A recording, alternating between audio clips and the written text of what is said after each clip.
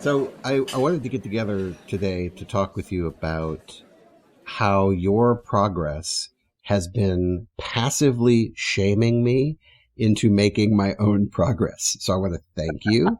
Thank you. Because when you sent me your working draft, which I haven't read yet, on purpose, because I wanted Oh, to make a little more progress on my own thing so that I wouldn't mm, myself burst into flames.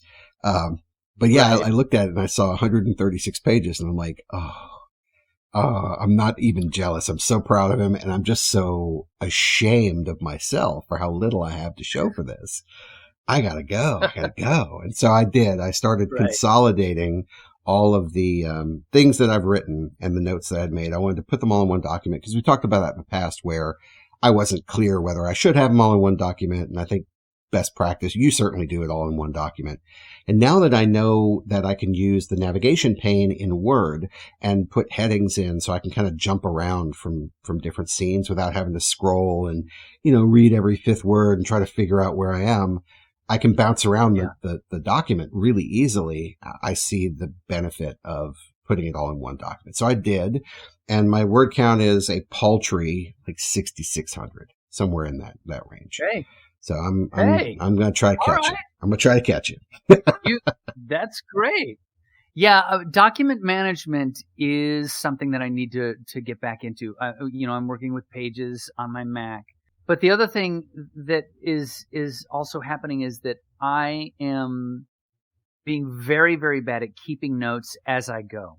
So just as really quick, this novel that I'm writing, it's taking place in a mall, which means there are store names. I've got the what the mall is built like and where the locations of things are. I haven't kept track of that stuff at all. So in other words, I'm going to have to go back through for a sort of write down on a side piece of paper, like, where is this store located? Where did I say this was located? Where did I say that was located? And who worked at which store? Because right now I'm just, in that first flurry, that first blush of the draft where I'm just like typing, typing, typing. And I'm Yeah. like, oh, I'll get back to it. I'll get back to it. But I got to be honest with you, future me is really irritated at the fact that I haven't kept notes on any of my locations. Yeah. Well, I mean, you'll feel that pain then. Obviously I haven't Oh either, yeah. but I'm much earlier in the process. I've done a little bit of digging on some best practices or recommendations around that. And I've heard some people, have a lot of success by keeping a book Bible, where they have detailed notes on their characters. So they'll just have Yeah. kind of an empty page for each character. And as things get decided, they'll kind of scribble those in. You can also do that. It's basically just a database, right? So if you have a database program, each record could be its own character, and then you have kind of a Yeah. free form note section. Like OneNote, you could do that in OneNote but you're working on Mac, so I'm not sure what the tools are in Mac. And I know that there are software platforms. Again, you have to pay for this stuff, but there's platforms like Noveler and I think Scrivener does that. But there's a bunch of them that you subscribe to the service and you basically write your novel, through the app online, and it kind of keeps track of all that stuff for you. So, Yeah. Yeah. or you go note That might cards. be an Remember we talked about note cards way back when. yeah, yeah. I mean, that's what's really irritating to me. Well, irritating to future me. Right now, I'm just laughing at the problem that I'm creating for myself, where I could have just written it down. I could just write down, where is that store located? Oh, I put it in the east wing of the mall. Perfect. But I'm just like, whatever. We'll get there. It's fine. Well, yeah, that's Don't right. lose this inspirato, That's buddy. right. No, but you have a very interesting opportunity. You could, and here I'm going to make a recommendation. If you don't want to do it, it will absolutely crush me, and I'll never speak to you again. No, it doesn't matter. But like here's what I would do if I were you. It's in a mall. Go get a map of a mall off of the internet, Oh, and just start yeah. scribbling on it. You know? Well, yeah, and that's actually something that I was planning on doing, but to get some ideas for some stores in the mall, just as a kind of like, for a little bit of like flavoring, a little bit of spice, just to kind of give some, should extra bit of reality.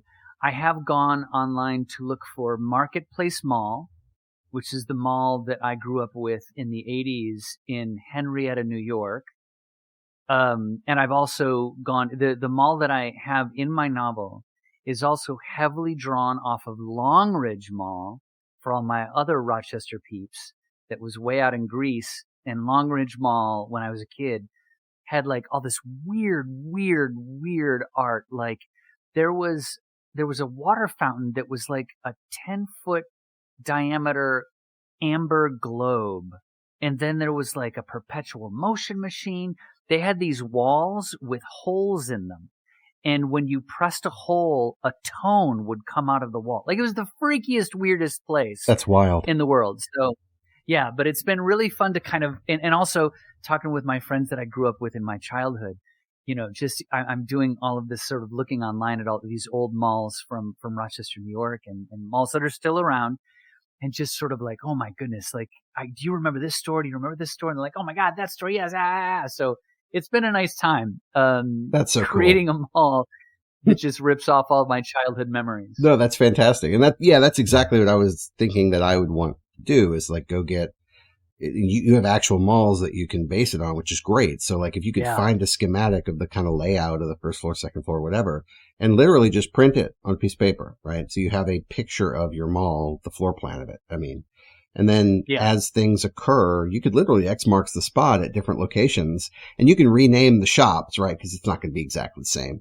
But you can kind of just keep it all right in front of you, and that would be your book Bible of sorts, right? Of the big things that occur. It's funny, we should probably kind of tee this up for the folks at home, because I'm so happy that you started with that, because that is actually the first main point I wanted to kick into. So we're talking about setting today. If you take a look at the age-old questions, right, of who, what, where, when, and why, and you start kind of grafting that onto stories, we see that the who, of course, is character, and we've had, I think, 4 episodes on character.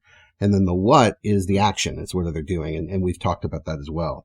But the where and the when, that's the setting. And then the why is really around theme. And it could also be character as well. But so we've kind of talked around many of those things, but it's the where and the when that we haven't. So that's what we're doing today. And the first, I only have 2 main points. Like I know everybody out there will be like, 2? Why don't you have a list of 5? It's like, no, I mean, 2. We're trying to simplify. So 2. Yeah, 2. But the first one is setting should not be arbitrary. It's a support system. Like it is there to kind of reinforce decisions that you've made in character and action and whatnot. And so if setting is arbitrary, it is disconnected from reality in a way that is unsatisfying, and it's hard to kind of get grounded in it as a writer. If I don't know the way the space sounds, if I don't know the way that it smells, or the quality of light or the wind or any of that stuff, it's hard to kind of create that setting. And so the second main point that I have, and again, remember, there's only 2 today. 1, shouldn't be arbitrary, and 2, it really should be established from the inside out. And what I mean by that is that if I'm intensely familiar with a location, if I have been in a certain place, then I should be able to identify or describe what it sounds like, what it feels like, what it smells like. And that helps build that setting in an experiential way for the reader. So if I'm doing those 2 things, making sure that it's not arbitrary so it can support my thematic decisions, my character, my action, and then make sure that I'm building it from the inside out so that I'm really thinking about, instead of saying, the landscape was majestic in its majesty, instead I'm talking about what it tastes like, the quality of the air. Right. Yeah. When you talk about the arbitrary point, when I was a kid, I used to like Marvel Comics more because it took place in a real space. Spider-Man lives in Queens, Forest Hills. If you live in Queens, that's an awful long way from Manhattan. Anyway, that's the side point. But like Marvel Comics seem to be taking place in real life places, and I really appreciated that. Where DC Comics took place in these made up, like Gotham City or Metropolis or all these other places. And I was sort of like, I don't like that. I like it being like, I could visit the space where Spider-Man goes. So here I am, having grown up a touch, and now I'm writing a novel in a space where I've made up all the names. I didn't want to make it a place that was real because I wanted to try and have a place that seemed a place that was that could be any place. I want this to be an area that isn't specific to a region, to the Northeast or the Southwest or to Europe or anywhere else. I wanted a place that you could, where it didn't matter where it was because it could be anywhere, but it felt real. Does that make sense? It does. And I don't think that, let me put a finer point on it. To me, when I say it shouldn't be arbitrary, it means that the place should matter. And not that you have to tether it to a specific location in time. Like even your inspiration was a real place, but it doesn't need to be that place in order for it to be fully realized. Very often we're combining things that we remember from different places to create a new place, and that's perfectly good. In fact, that's kind of what you're supposed to do. Yeah, but arbitrary is like, oh, well, it's in a mall. Like, who cares? It's really about the throwawayness of the setting. And I guess if you've got like super minimal works that are really small, like flash fiction, maybe you can get away with that. But I think setting informs. I really wish I could remember the name of that story. There's an Edgar Carrot story. His girlfriend has broken up with him. It's in first person, but he's despondent about it. And he's got this sledgehammer. He's knocking out this wall in his apartment. And he hears a noise on the street. And so he goes downstairs to investigate the noise. And it's this holdup that's gone wrong. And this guy has a knife. And he's kind of, accosting these people on the street with this knife. And everybody's scared and kind of running away. And the guy with the knife turns to him and freezes.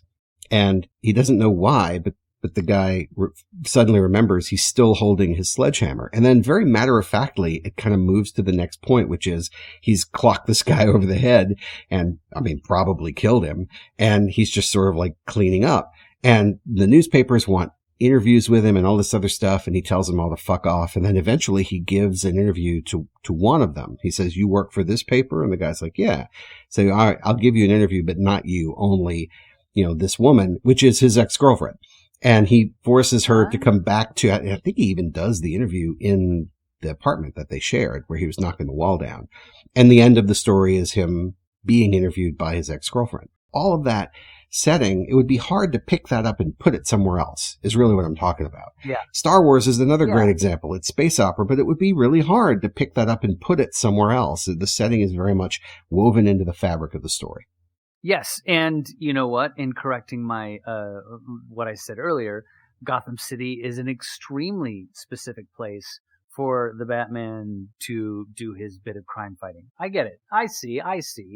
So I was thinking we could talk a little bit about the settings that we're building, and because I'm really interested in how you're building yours. One of the things I remember from other conversations we've had about it is I love the names, the kind of tongue-in-cheek names that you're choosing for the different shops that you're highlighting in your story. Like, do the running man. Is there a comma in between running and man? Oh, yes. Good. Oh, definitely. Yes. That's awesome. Yeah. I think, obviously Gen Xing to the max in kind of taking a little page from, The Simpsons, if any mall in the Springfield, I think has has those kind of tongue-in-cheek names. So, yeah, I think some of them are sort of stand-ins, but some of them I really do like. I'm calling the novel so far it's Madeline Tin and the Chess King, and the Chess King is the name of the shop that this particular crime has taken place in. Which is a store that sells only chess sets. And so I'm trying to build a location, a world where actually it probably wouldn't be difficult to have a shop that only sells chess sets. For some reason, I'm always mystified by malls. Sometimes they'll have that one like shop that has like incense and like Save the Planet flags. And I'm like, how is this place still in business? But yeah, I'm having a fun time building those places. Yeah, well, the Chess King's probably a front for the chess mob. You've got the bishop running the whole thing. The queen's just a Hey, figurehead. easy. Oh, easy. Hey, oh, spoiler alert. Also, all right, let me write this down real quick. I need to get to that 35,000. Future spoiler. Yeah. Wasn't there a store? Oh, thank God, Art just solved my biggest writing block problem. I can finish the book now. The Muse? No, but wasn't there actually a place called Chess King and it sold clothing? There was. I don't know if it was a national chain. Maybe it was, but there was a Chess King in the Marketplace Mall when I was younger. And they were the kind of place that sold your leather 8-ball jackets that Putty might have wore, you know? Right. I'm actually Googling it right now just to make sure. I'm fairly certain we had some down south. It must have been a national chain. Oh, United States men's clothing retailer created by the Melville Corporation. Yeah, I'm taking the name and making it into being much more literal with the name. Okay. So yeah, I mean, now that you know that the Chess King is actually something that people might reference and kind of have a preconception of, you may want to undercut that by when does the book actually take place? The book takes place now. Okay, great. So that store no longer exists. So now you have, yes, well, they were Chess King, but I'm the Chess King, a legally distinct but similar to, right? Like you can kind of play up, you can play up the comedy there. Exactly. Yeah. And, so that's been really nice. I don't know about my candle shop. The candle shop is where my main character works. And the candle shop I've called, the Scentful Apprentice. And that is a change in the name from The Scentless Apprentice, which is one of my favorite Nirvana songs. Ah, yes. So that's a little bit of a weird stretch, but I haven't really played with it a lot to try and find out something else. Oh yeah, you may come up with something else. Like I thought of wax on, wax off, but like there's so many things you could probably find. None of your beeswax. Well, like I said, Art, I do need an art supply store that I put in the mall. I needed one. So I figured I'm just going to call it Art's Supplies for Art. So if you ever get the chance and you're reading this novel, just know that you are the person who is running Art's Supplies for Art. Well then, very specific reference. So that what we'll do is at the end of the book, I'll put your picture just so people say, you can picture anybody you want in this novel, but this one person has to look just like this in your head. Oh, no, don't do that to people. Come on, man. All right. Well, if that's the case, if it's my store, then I want you to change the name to Art Supplies Supply Store. That's what I want it to be. Yes, by all means, I will definitely do that. Very good. 501c3. All right. Yeah, perfect. So all of that is not arbitrary in the least. And so thank you for proving the point. The whole point of this, you're using the setting to increase its comedic value. And I think that's very commendable. And you're also grounding it in a kind of realism that people can easily identify, which is different from if you put a setting out there that was more surreal.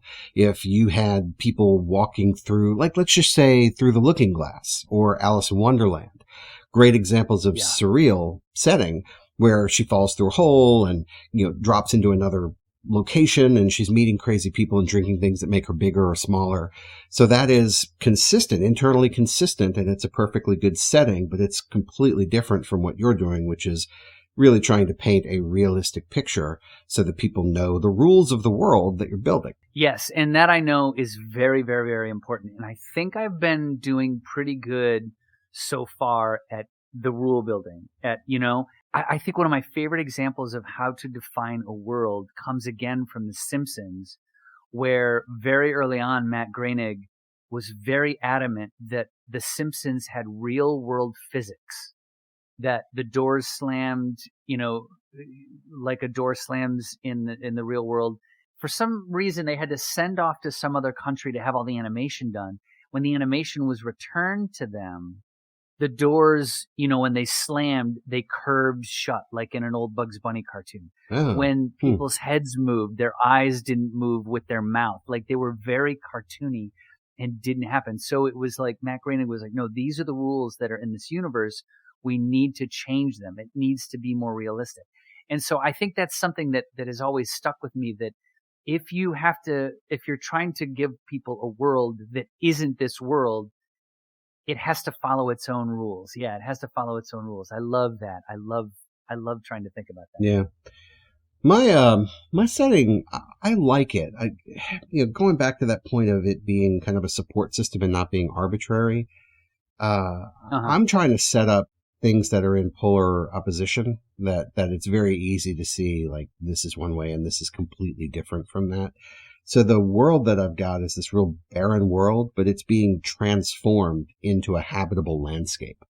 And that's the whole point of the book, is that I really see the main character as being this guy who's largely uninhabitable, and that over time, I'm hoping that he will convert into, a more likable, more empathetic, more interesting character who ultimately, like a planet that's being terraformed, becomes more hospitable and just more livable over time. So that's kind of the reason I chose that world. But I wanted to kind of set it off with something else that could show what that end state might be. And that's why I have the marble, which is this ecosystem that's inside this. It's actually a full sphere. And they're right next to each other. So you've got this kind of industrial, barren wasteland, this world that's being, slowly transformed into something that's livable, at the same time that you've got this glittering jewel right next door that is perfectly livable, this kind of optimal look back at what Earth was or could have been, and they're literally right next to each other. So I really dig that. That's really great. I like that. And what sphere and beautiful jewel of a place from your childhood are you recreating? No, I'm just... well, that's very clever. I'm actually using Singapore. Now, I've never been there, but I feel like the architecture and the design aesthetic of Singapore feels like what the marble is, but the marble's awesome. I mean, I can't wait to write these sections, because I don't know that anybody's actually going to get into it. I'm trying to think of whether it's going to be this unattainable, almost like heaven, where, it is whatever you imagine it to be, and the characters never actually get to glimpse it. But in my head, if they do get to glimpse it, it's going to be this anachronistic amalgam of nonsense. You know how when you go to medieval times, restaurants or bars or even, I guess, museums that kind of compile hundreds and hundreds and hundreds of years worth of information and put them side by side, that's what it's going to be in the marble, because it's trying to capture like the best of what Earth used to be without a real understanding of how the culture operated. So you might have a horse and buggy next to a laser gun, just for that kind of juxtaposition. It seems perfectly natural to people because it's just old timey. And they're like, oh, well, these are two things that are old timey. Oh, they must have done this. And we, having either grown up through that or whatever, recognize that as being complete nonsense. So that's kind of what I'm thinking of. But I'm also thinking about the marble being this ecosystem that's so delicate, so fragile, that it requires constant vigilance to keep it going. So the way that people live inside the marble is so regimented that it's unfun. Down to the way that they have to compost, and the way that they handle their waste, and the way that water is recycled, and all these other things that could pop up. So that's one way I could go with it. I haven't decided yet, because the other way is, you can just kind of get an ecosystem in balance and put a cork in it and you're done. You don't have to touch it again. And so it could be that way, which is, if you allow human interaction inside of this ecosystem, the humans will screw it up. Period. So is there anybody even in there? Is the other way I could go. I'm not even sure if they'll let anyone in. So there's a hotel that connects to it, and it's kind of a way station. So you go from the planet that's being terraformed, this kind of industrial area, and then there's this waypoint, this sort of holding ground where you go into this hotel to wait your turn to go into the marble. And I'm kind of thinking maybe nobody ever leaves the hotel. Like it's this aspirational goal, and nobody ever goes into the marble. So I don't know. Oh, all right. Okay. I'm interested. Yeah. I'm interested. The great thing about this is that then you have characters to try and break all of these rules that you're setting up. The other thing I'm thinking about is the other inhabitants that live there. So you've got all the company people who live there, and then the support staff. Those are all employed by the company. And so, it's one big happy family on the surface because everybody's getting paid. And I mean, you're literally, your life depends on the company's success. So like the propaganda is everywhere and everybody buys into it. So you're in. But there's other people who live on the planet who aren't employed by the company for whatever reason. Like, for example, imagine if your job was your life in that way. You picked up and moved to a new planet and you work for a company and that's the only game in town. What would happen if you got fired? So there's people who don't work for the company who have left the civilization and they live out in the fringes of the wasteland. And you would think, oh, well, he's setting up some post-apocalyptic whatever or some revolution story. It's really a survival story. These bands of people have come together and they're living around and off of the infrastructure that the company is providing. So, for example, you've got these giant tunnels with these huge pipes that are running all this fluid, to help create oxygen and do the things that need to be done. Well, I've written a scene where this little kid, at the direction of the clan, jumps up on top of this pipe and actually cracks it open in a very specific way, kind of like you crack an egg, just to create a little seam so that some steam can come out. And then they kind of capture this and run it into a distillation column so that they can condense it into water. And then he like slides down and he gets a bowl of soup for his trouble. And I'm like, fucking bleak. But it's really interesting because these people in my mind aren't sad. Like they're just surviving. They're just doing what they need to do because that's what needs to be done. And they've got fully formed cultures and they've got networks of roads because they follow the piping and nobody knows they're out there is the conceit, is that when these people sort of quote unquote leave, the assumption is that they've left the world, that they've gone elsewhere. But some of them haven't, and they're just living basically off the land, even though the land's rock. They're living off of the infrastructure of the company. And it's actually the main character who's going to discover that this is happening in the first place. And then he'll probably take some kind of action. Not sure what that is yet, but we'll get there. I think, I really think that you've definitely got a novel. You might have like 5 or 6 novels. This just sounds like you're enriching it so much. Like when I'm reading this thing that I'm doing, I'm having a lot of fun writing this novel. I'm having a lot of fun creating this world and these people and all these little breadcrumbs that I'm leaving for myself because it's this crime novel. But I'm like, boy, when this is over, this is over. I don't want to meet these people ever again. I don't have no interest in making a novel, like thinking beyond this novel. But you are making something that feels so enriched and so, there's such a mythology that you're building with it. Man, I think it's going to be very, very interesting. How are you not letting it get too big? Are you thinking in scope of beyond one novel, or are you thinking about like, maybe I should ask, like, how many words do you think you might try and reach for? For this book, I'm assuming 75,000 would be a minimum. Probably between 75 and 100 is what feels right. Gotcha. That 50,000 mark that we kind of targeted seems to be a big novella or a very slim novel is kind of where that seems to fall. Yeah. And when you start doing this kind of world building and whatnot, you shouldn't be terse about it. Yes. So like there's I've written a whole section on how not how Earth declined, although I'll probably do that piece as well, but it's more like how they found planet where the action is taking place. So I don't start chronologically with that and sort of tell the story forward. Right. It's a flashback, and it's a flashback from the narrator, and it'll probably take, 3 or 4 pages. Like it's not going to be this giant segment, but I do think it's worthwhile to go back. I think I even had a section about how they developed faster than light travel. And again, not so, hyper minutia that you're going to have to take a quiz on it after the fact, but just enough detail to go, oh, okay, this is the rule of the world. Okay, cool. I get it. You can fold space. Yeah. Awesome. All right.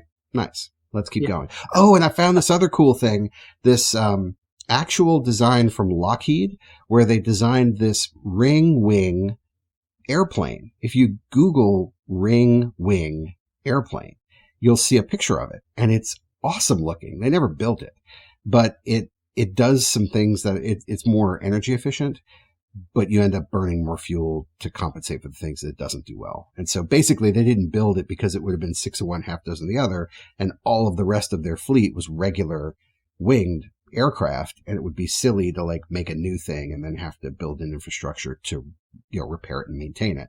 So like, forget it. It doesn't give us enough benefit. We'll just keep building regular old airplanes. But I'm like, oh, if you go to a new planet and start from zero, yeah, we're building some ring wing aircraft.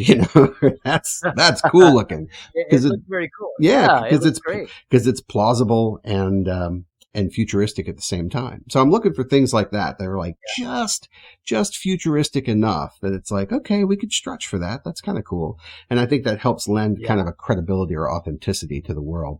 But back to your first point, I don't presume to be able to go, oh, well, the first in my 5-book cycle. No, I can't. I've never written one. Why am I going to sit here and say I'm going to write 5? That's insane. So all I'm going to do is I'm just going to try to like figure out one story in this world. Kind of like what Lucas did. Yeah. Like Lucas had a lot of background information on sand people and Tatooine and all this other crap that didn't make it into episode 4. He just told episode 4. And then everybody's like, this is awesome. So he got to sort of share more of what he knew already. And that would be a cool thing to be able to do. Yeah. That's great. What a wonderful way to put that. Is that you're just telling one story out of this world. And yeah, that's really, really great. It sounds like you're having a lot of fun thinking about it and putting it forward. So now that you're moving forward, I'm just worried that you're going to be like, okay, so I've reached, I'm at 50,000 words. And I'm like, wait, no, what? It was a week ago. You were at 66. I am trying to catch you, like for real. Like you are my, you're the rabbit on the Greyhound track. Like I gotta catch you. And I don't think I can, or I don't know if I can, but I sure as heck am going to try. The last 2 days, I've had 2 different writing sessions. Both of them have been after work, and both of them I found myself to be really, really exhausted from work. And I know that this is a real thing that a lot of folks who have to work for a living and don't have a lot of free time have to deal with. And the first day, I was like, you know what? It's later in the day than I like to write. I usually sort of like, if I have like an off day or if I have to work, and the work is during the day, I like to come home and then, what I worked, sorry, today's written off. Now I get to go and watch a movie and veg and hang out and not do anything. But the first time I got home from work, I was very tired. I was like, it's later than I usually, but let's challenge myself to write 750 words, mainly because I think I was at a mark where 750 words would bring me to a plateau of like 32,000 words. In other words, I was like at 31,250, and I was like, let me just get to 32,000. And I ended up writing one of my favorite scenes that I've written so far, and one that really enriched a lot of information for the end of my book. And I was like, this is really wonderful. I'm so excited. And I'm glad that I made myself do this, because I was like, I don't feel like it. I'm a little tired. That's amazing. Push through. It's like there's a lot of writing advice all over the place. And they're like, you know what? You just got to do the work. And here it is. I did the work. I challenged myself. Look at how good a writer I am. Yesterday, I got home from work and was exhausted. I couldn't put 100 words together. I was like trying to push myself through. It's just to keep the muscle going. And then I was like, you know what? Fuck it. I'm out. So I only got like 100. So I still don't have a nice and tidy formula. I really want to keep up with it. I'm excited about what's going on in the novel, and I feel really good about returning to it. But there are days I'm just trying not to let myself get into the trap of, I'm at 32,000 words. I am extremely lazy, so I'm only going for 50,000 words. Please, no, I ain't trying to. Yeah, I'm gonna get to 49,999, and then I'm just gonna be like, I got 1 word left. This person did it. That's over. There we go. I'm done. 50,000. I'm done. And then I'm gonna wipe my hands up. That is going to be hilarious. when you've built up this intricate plot line that, seems like it's going to take a while to unravel. And then all of a sudden some random character walks in and goes, wait, do you think it was the waitress? The end. Someone once said that reading Ian Fleming's James Bond books, which I unfortunately did, it's difficult, when they say never meet your heroes. I had seen all the James Bond movies, and then I read the Ian Fleming books, and I was like, oh my gosh, these books they're just so sexist and racist. Well, anyway, it's, there was someone that once said that Ian Fleming's James Bond novels read as though he was sitting out there at GoldenEye, he had his martini, he was working on the typewriter, he looked up and he goes, oh, goodness gracious, I'm at page 150, let's wrap it up all in 20 pages, and then just like wrapped it up.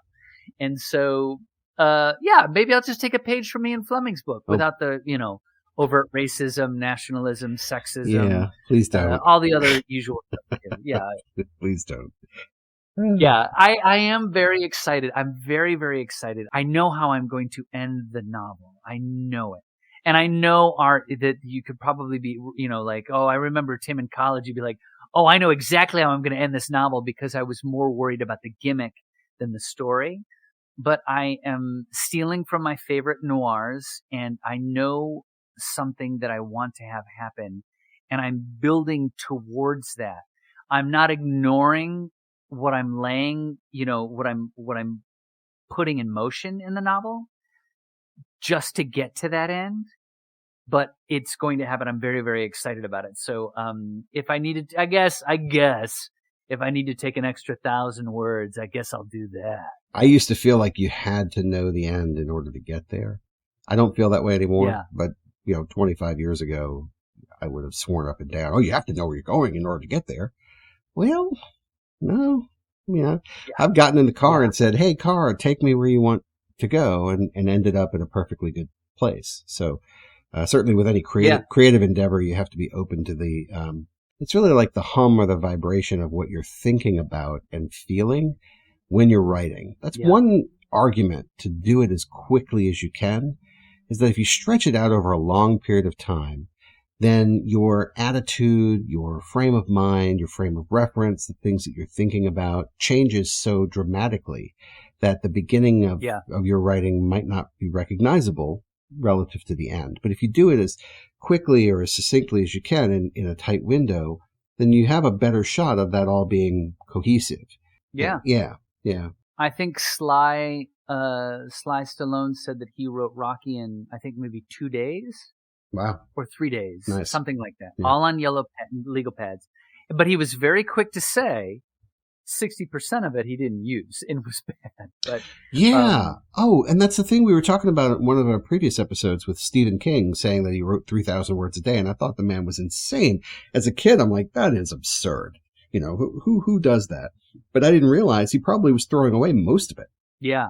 And that's something, and I wish I had that luxury. Like, I would love, his job is writing books. That's what his profession is, and he does it so well.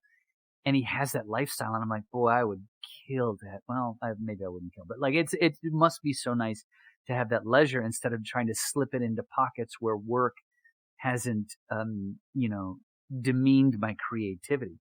But the nice thing about doing this project, Art, is for me, who's having a real struggle adapting at my age to this sudden I have a salary, I have a job, I have responsibilities, I have other people that are relying on me, I have to do a good job at it. And feeling that crush of having the job, I tell you what, man, there's no better Prozac than writing something that I'm really enjoying writing, and then leaving it and then thinking about it in other venues. Like, it's not taking up my work's time. When I'm at work, I'm still writing email. I'm not asking a client, like, by the way, if you were reading a novel where someone did this, this, and this, how would you read? It's not like eating into my life that way, but it is such a relief to think that I'm making something that I enjoy making, and then going, okay, I could put this aside. Now I'm going to do work because I'm excited to get back to it. So it's a really great cure for what ails you if you're like, ugh, the job. The job, It's been right. really fun. No, I agree. I think another way to look at it is that if you get out and do things that aren't writing, then you are experiencing new places that you could then incorporate as a setting in your work. So like the reason that Caustic is set in an industrial setting is that I've worked in those settings before. You know, I was around a chemical plant and, you know, refineries and processing facilities for a decent bit of my career.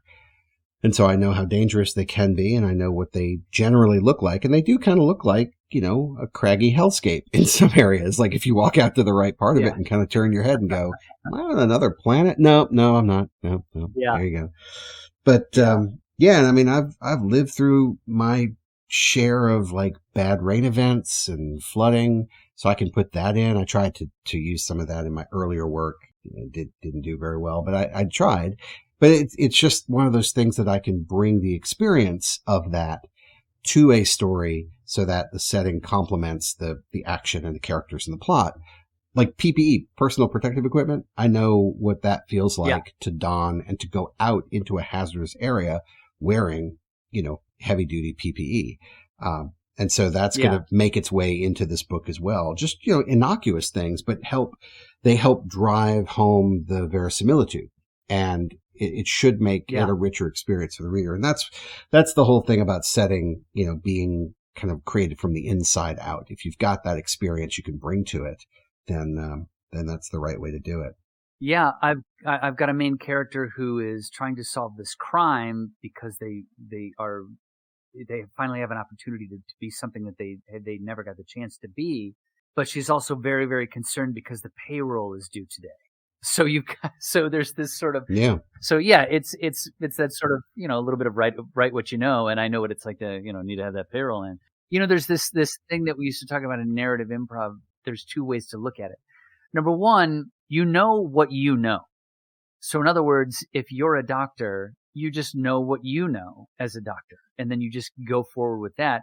And then of course the other side of that is you just make it all up and just sound confident in it. And I love finding both ways in writing this novel, because I have characters who are trying to solve a crime that have never tried to solve a crime before. They are students of TVs and movies and books and pop culture. And, you know, usually you end up meeting a real private investigator or a real detective or a real police officer. And it's like, no, you can't, that doesn't happen like that. You can't do that, you know? So it's been very fun. Well, kind of in our final thoughts, wrap up on setting, because we really just had the 2 points. And man, I could sit here and listen to you talk about your novel literally for hours. I am excited to read it. But no, and I do want to say again, thank you for sending me your in progress manuscript. First of all, the confidence to email that to me, through the roof. Very impressive. Because I'm like, oh, I should return the favor. No, not yet. But seeing how much of it you've gotten into really inspired me to get on my horse and giddy up. So there's a lot going on, but I'm excited to just try to build as much of the world as is practical so that people are interested in the kind of color of the backdrop, the color of the edges, so that if there's any interest in telling other stories within that world, I've already got the rules sort of established. Yeah. I'm just excited to cast it in my brain. I'm not going to tell you who I got casting. Okay. Well, there's one other thing I wanted to mention about setting. It's kind of my whiskey and scotch rule, and it doesn't mean drink everything that you can. It's the all scotch is whiskey, but not all whiskey is scotch, right? And so the setting is essential to world building, but world building is not required to make a compelling setting. So like I had some examples I jotted down. Dune, The Handmaid's Tale, Star Wars and Star Trek, Jurassic Park, those all have pretty strong world building elements. They've got rules for their societies. They've got different cultures, and you have to understand how these things kind of interconnect in order to understand that universe. But things like Jaws, Indiana Jones, basically every rom-com you've ever seen, any indie movie about a dysfunctional family you've ever seen, those things do not require world building. You can just place them in the here and now, the modern era, and they're fine. So I just want to kind of counsel people, the setting is important because it helps to contextualize the action and the characters in the conflict. And so we want as much of that as we can get that helps us understand the characters, the action, the setting. But I think I get bored when an author kind of wanders off the path and gazes out at the sunrise and gives us a page and a half about the landscape. Unless that description is important to theme or has some other relevance and it isn't just gazing out at the horizon, that's okay. But if it is just like, look how pretty this thing that I've imagined is, that doesn't help. So as long as you're using setting to support those other systems, I think you're in great shape.